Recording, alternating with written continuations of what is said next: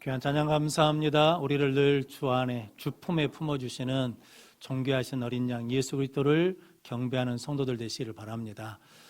3월 첫 주 그리고 사순절 세 번째 주 3부 예배 나오신 우리 모든 성도들과 영상으로 예배드리는 우리 모든 성도들을 주의 이름으로 사랑하고 축복합니다.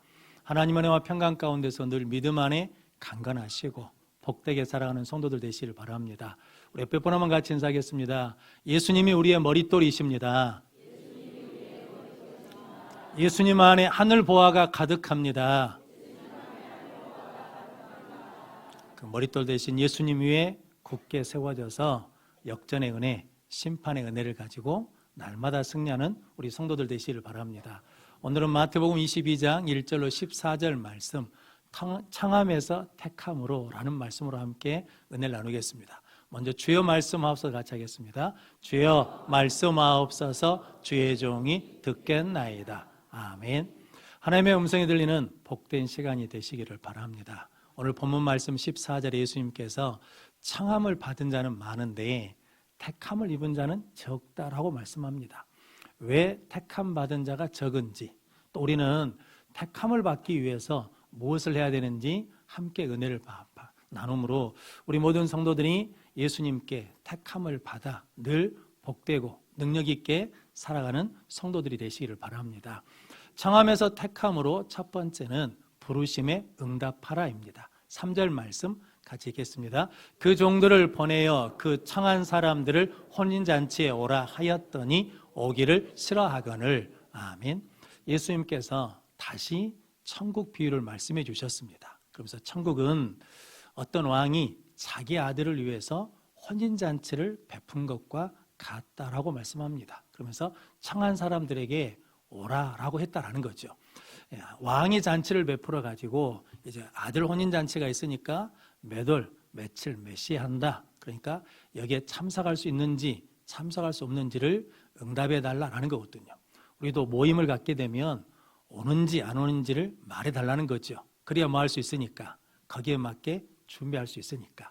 이 청한 사람이라는 것은 예, 가겠습니다 라고 약속한 사람들이라는 거거든요. 그런데 청함을 받아가지고 이제 그때가 가까웠습니다, 오실 준비하십시오 라고 했는데 오기를 싫어했다라는 거거든요.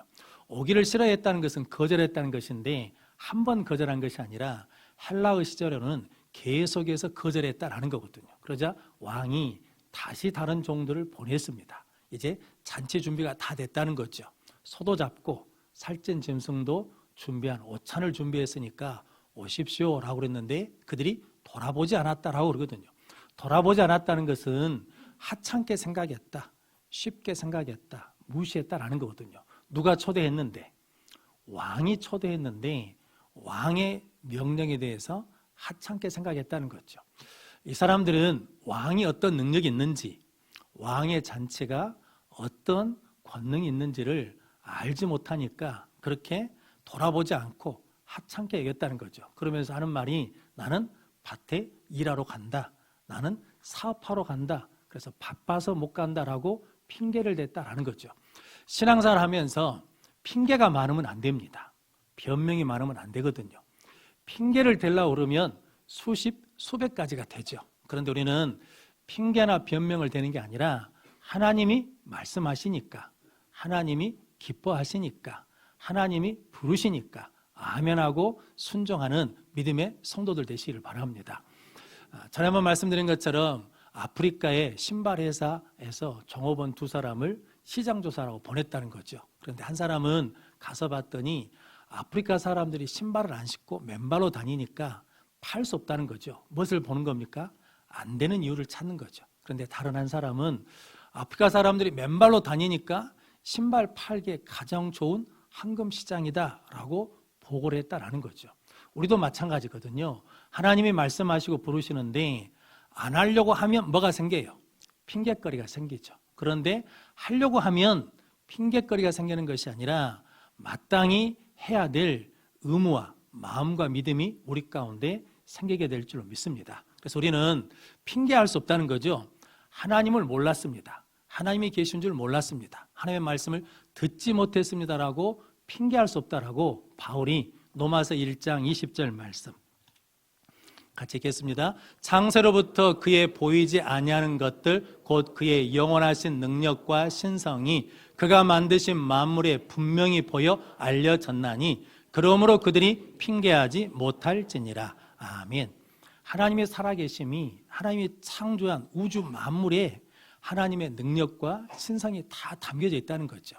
날씨가 변하는 것도 계절이 변하는 것도 그것도 누가 다 주관하신다는 겁니까? 하나님이 주관하신다. 예수를 안 믿고 하나님을 안 믿는 사람들도 어떤 위험한 일을 당하면 그때 누구를 부릅니까?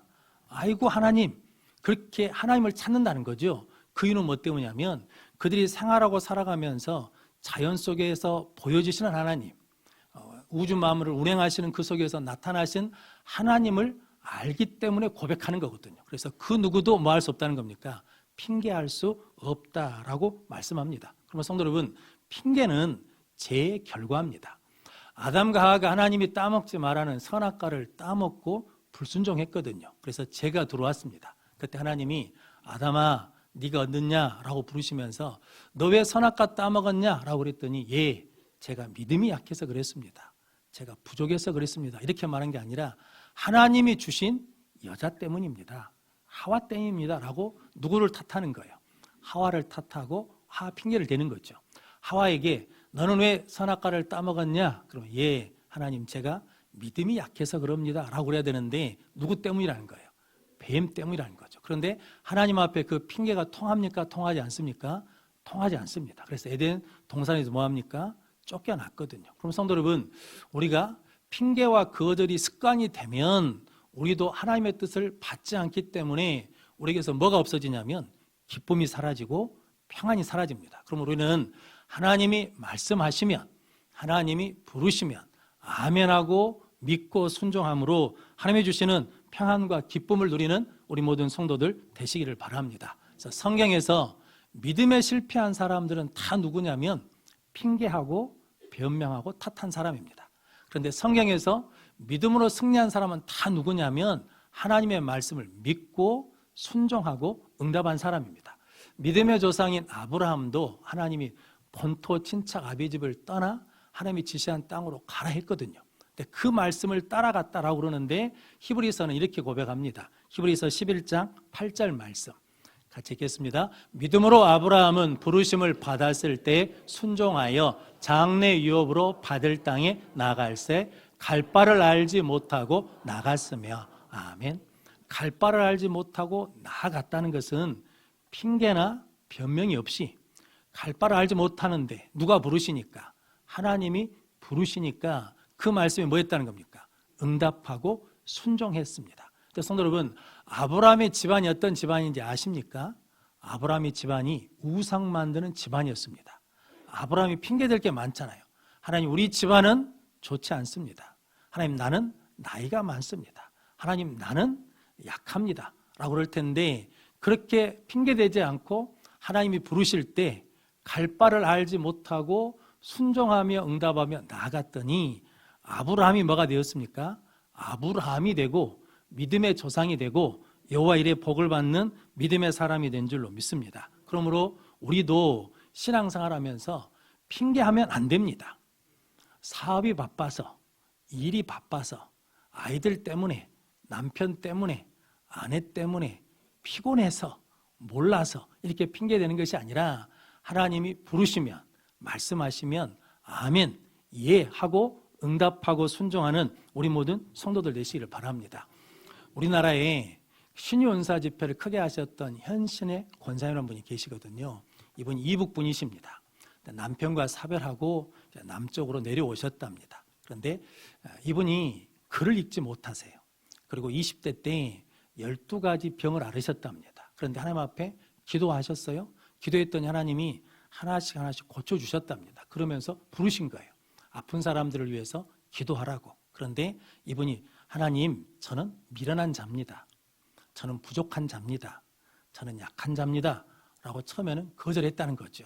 근데 하나님께서 계속 부르시니까 아멘하고 응답했습니다. 그랬더니 그분이 병자들을 위해서 기도하면 어떤 능력이 나타납니까?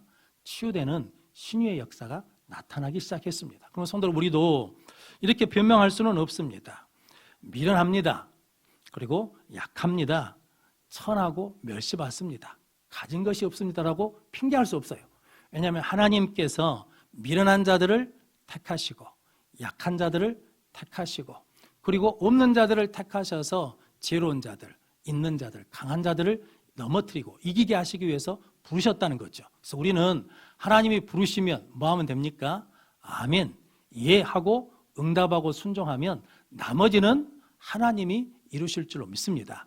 하나님이 역사하실 줄로 믿습니다. 그래서 마태복음 25장에 보면 5달란트, 2달란트, 1달란트 받은 사람들이 있거든요. 5달란트, 2달란트를 받은 사람은 착하고 충성된 종이라고 칭찬을 받고 1달란트 받은 사람은 악하고 게으른 종이라고 책망을 받거든요. 그 이유가 뭐 때문이냐면 마태복음 25장 16절 18절 말씀 같이 읽겠습니다. 5달란트 받은 자는 바로 가서 그것으로 장사하며 또 5달란트를 남기고 2달란트 받은 자도 그와 같이 하여 또 2달란트를 남겼으되 1달란트 받은 자는 가서 땅을 파고 그 주인의 돈을 감추어 두었더니 아멘. 5달란트 받은 자는 받자마자 뭐 했다는 겁니까? 바로 가서 2달란트 받은 자도 그와 같이 하여 바로 가서 1달란트 받은 사람은 그것을 뭐 했다는 겁니까? 묻어뒀어요. 걱정이 돼요. 염려가 돼요. 고민이 돼요. 그러니까 핑계를 대면서 뭐였냐면 묻어놨다라는 거거든요. 그럼 성도 여러분, 신앙생활이라는 것은 뭐냐면 하나님이 부르시면 바로 가는 것, 즉시 응답하는 우리 성도들 되시기를 바랍니다. 또한 신앙생활하면서 믿음이 자란다는 것은 우선순위가 바뀌는 거거든요. 하나님이 전에는 2번째, 3번째였어요. 그런데 이제 믿음이 자라고 믿음이 깊어지니까 누가 첫 번째이고 하나님이 첫 번째로 우선순위를 두는 은혜가 있으시기를 바랍니다. 그럴 때 우리는 하나님이 부르시고 말씀하시면 즉시 응답하고 하나님의 뜻을 이루는 능력의 삶을 살게 될 줄로 믿습니다. 이렇게 거절하고 핑계대고 왕의 명령을 우습게 여긴 사람에 대해서 하나님께서 어떻게 하셨습니까?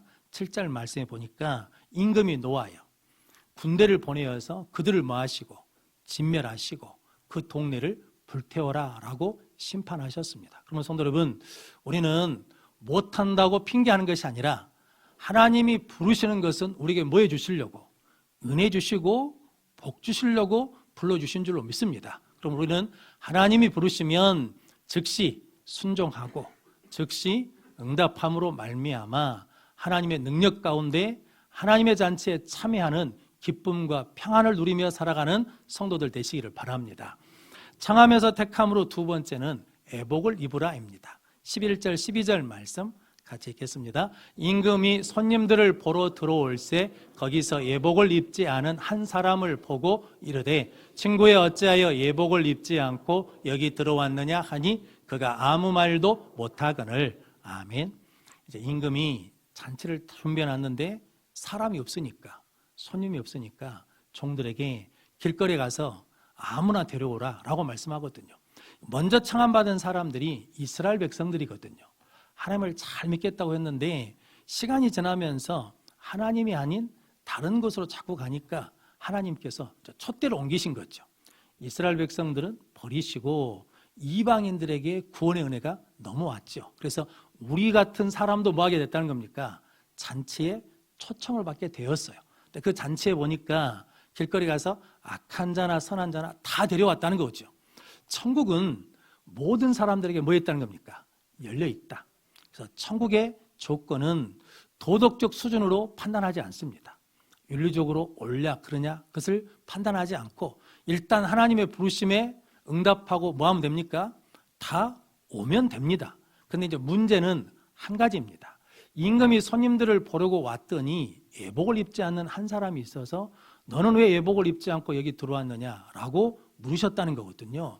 왕의 잔치에 나갈 때 왕의 권위에 맞는 옷을 입어야 되는데 옛날에는 옷이 귀했잖아요. 그러니까 왕이 친히 준비를 했답니다. 그래서 손님들은 와서 겉옷을 벗고 왕이 준비한 예복을 입고 들어가면 된다는 거거든요. 그 예복은 누가 준비합니까? 왕이 준비합니다. 그런데 아무 말도 못했다는 것은 예복을 받았어요? 안 받았어요? 받았어요. 그런데 입지 않았어요. 이유는 정확하게 나와 있지 않지만 안 입어도 되겠지라고 하는 아니라는 생각도 있을 것이고, 아니면 왕을 뭐 했다는 겁니까? 두려워하거나 경외하는 것이 아니라 왕을 쉽게 생각하기 때문에 그럴 수도 있다는 거죠. 그런데 오늘 본문 말씀에 왕이 준 애복을 입지 않으면 어떻게 됩니까? 손발이 묶여서 바깥 어두운 데 쫓겨나서 슬피 우리라 라고 말씀하거든요. 그러면 성도 여러분, 종교 혼합주의라는 말은 우리 신앙에 맞지 않습니다.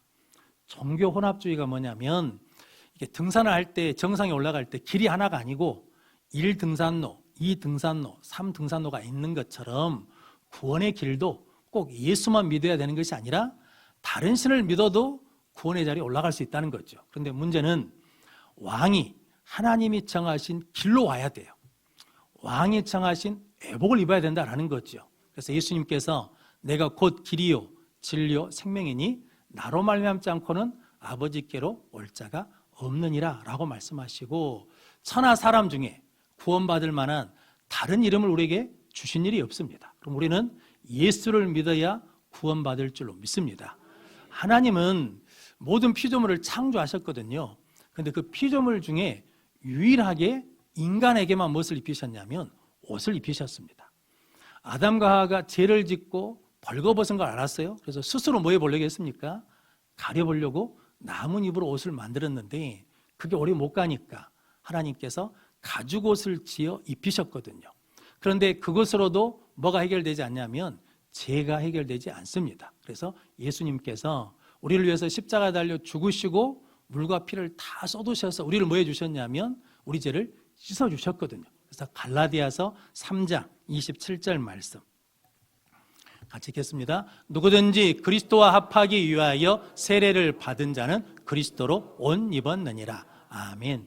그리스도와 합하기 위하여 세례를 받은 사람은 그리스도로 옷 입었다는 거죠. 그럼 성도 여러분, 신앙생활하면서 세례 받는 일이 중요하다는 거죠. 나는 예수를 구주로 믿습니다 라고 고백하면 세례를 받거든요. 근데 세례를 받으면 무엇을 입는다는 겁니까? 그리스도로 옷을 입는 것이다, 예복을 입는 것이다 라고 말씀합니다.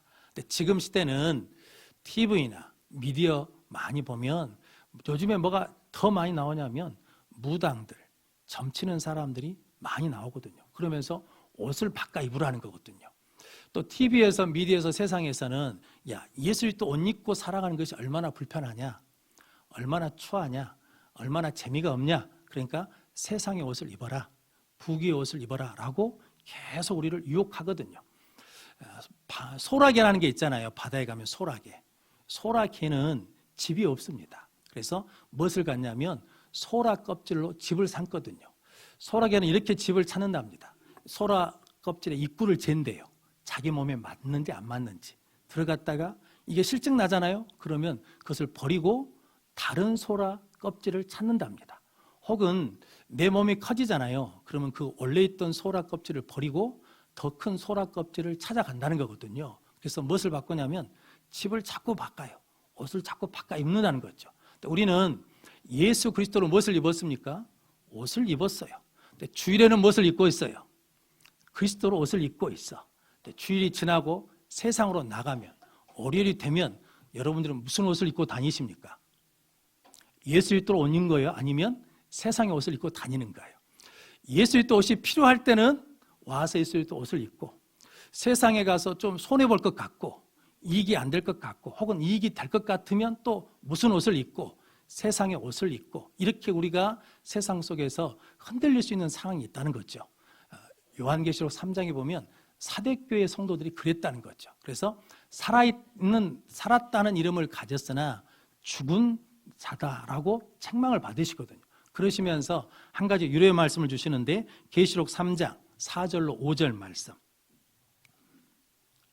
같이 읽겠습니다. 그러나 사대에 그 옷을 더럽히지 아니한 자 몇 명이 내게 있어 흰옷을 입고 나와 함께 다니리니 그들은 합당한 자의 연고라. 이기는 자는 이와 같이 흰옷을 입을 것이요 내가 그 이름을 생명책에서 결코 지우지 아니하고 그 이름을 내 아버지 앞과 그의 천사들 앞에서 시인하리라. 아멘. 흰옷을 입고 다닌 자들이 있다는 거죠. 그래서 그들은 나와 함께 동행함으로 합당한 자들이 됐다라는 거죠. 그럼 성도들, 우리도 어떤 상황에서도 예수 그리스도 옷을 끝까지 입고 승리하는 성도들 되시기를 바랍니다. 그래서 예수님처럼 기도하고, 예수님처럼 감사하고, 예수님처럼 불쌍히 여기고, 예수님처럼 내 뜻을, 하나님의 뜻을 위해서 내 뜻을 내려놓는 능력의 성도들이 되시기를 바랍니다. 그러면 그 순간순간마다 우리가 이김으로 흰옷을 입으면, 애복을 입으면, 예수 그리스도로 입으면 마침내 이기는 자가 되어서 생명책에서 이름이 지워지지 않는 능력의 삶을 살게 될 줄로 믿습니다. 그런 복된 능력의 성도들 되시기를 바랍니다. 그럼 성도 여러분, 사순절은 부활절을 기다리는 거거든요. 그리고 또 우리 신앙은 다시 오실 예수님을 기다리는 것입니다. 그래서 요한계시록 19장 7절 8절 말씀 같이 읽겠습니다. 우리가 즐거워하고 크게 기뻐하며 그에게 영광을 돌리세. 어린 양의 혼인 기약이 이르렀고 그의 아내가 자신을 준비하였으므로 그에게 빛나고 깨끗한 세마포 옷을 입도록 허락하셨으니 이 세마포 옷은 성도들의 옳은 행실이로다 하더라. 아멘. 어린 양의 혼인잔치 기약이 이르렀다는 거죠. 그래서 우리가 무엇을 입어야 돼요? 세마포 옷을 입어야 되는데 이것은 성도들의 옳은 행실이다라고 말씀합니다. 유대인들은 결혼할 때 먼저 정혼을 한답니다. 약혼을 해요. 두 남녀가 만나서 우리는 부부가 되기로 결혼할 겁니다 하고 약속을 해요. 그리고 난 다음에 정한 시간이 되면 결혼식을 올린다는 거거든요. 그런데 약혼을 하고 정혼하면 신랑이 이제 결혼식 준비를 하거나 집을 준비하기 위해서 타지에 가서 일하러 간다는 거죠. 그러면 신부된 여인은 그 신랑이 반드시 돌아올 걸 알고 뭐하고 있어야 돼요? 기다려야 돼요. 기다리는데 어떻게 기다려야 돼요? 방탕하면서 기다리는 게 아니라 하나님 그 신랑 앞에 부끄러움이 없도록 정결하고 거룩하게 지내면서 기다린다는 거죠. 그게 뭐냐면 옳은 행실이라는 거죠. 그래서 예수님께서 요한복음 14장에 내가 너희를 위하여 거처를 예비하러 가노니 가서 너희를 거처를 예비하면 내가 다시 와서 너희를 내게로 영접하여 나 있는 곳에 너희도 있게 하리라 라고 말씀합니다. 예수님이 죽으시고 십자가에 죽으시고 부활하시고 승천하셔서 우리 거처를 예비하기 위해서 어디로 가셨어요? 하나님 나라로 가셨다가 때가 되면 우리를 뭐하러 오신다는 겁니까?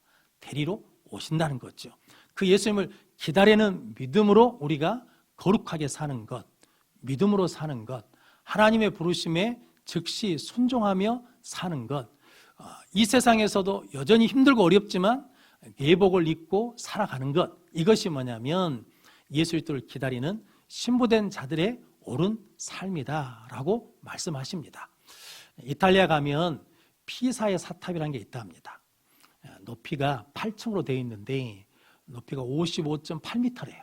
무게가 14,000톤이랍니다. 그런데 문제는 5.5도가 이렇게 기울었대요. 그런데 기울어졌는데 그 건물이 사탑이 무너지지 않는데요. 이유가 뭐냐라고 찾아봤더니 과학자들이 그 질량 중심이 딱 잡혀 있다는 거거든요. 그러니까 기울어져 있는데 절대로 넘어지지 않는다는 거죠. 대지진이 없는 한은 넘어지지 않는답니다.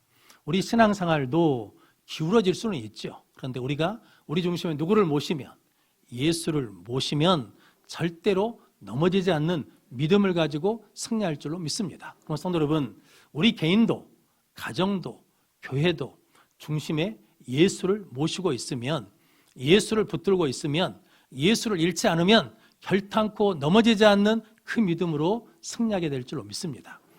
오뚜기가 넘어져도 다시 일어나는 것은 뭐 때문입니까? 그 중심에 축이 있잖아요. 우리도 하나님의 부르심을 믿음으로 받는 믿음의 축이 있으면, 예수 그리스도로 끝까지 옷을 입고 있으면 힘들어서 넘어져도 다시 일어나고 뒤집어져도 다시 일어나는 능력의 삶을 살게 될 줄로 믿습니다. 그러면 성도 여러분, 하나님은 지금도 우리를 부르신 줄로 믿습니다. 그 부르심에 즉시 응답하고 아멘으로 순종하여 하나님의 부르심에 응답하고 예수 그리스도로 옷 입는 능력의 성도들 되시기를 바랍니다. 또 오늘 14절 말씀, 예수님이 청함을 받은 자는 많은데 택함을 입은 자가 적으니라 라고 말씀하거든요. 이 말씀은 이런 의미입니다.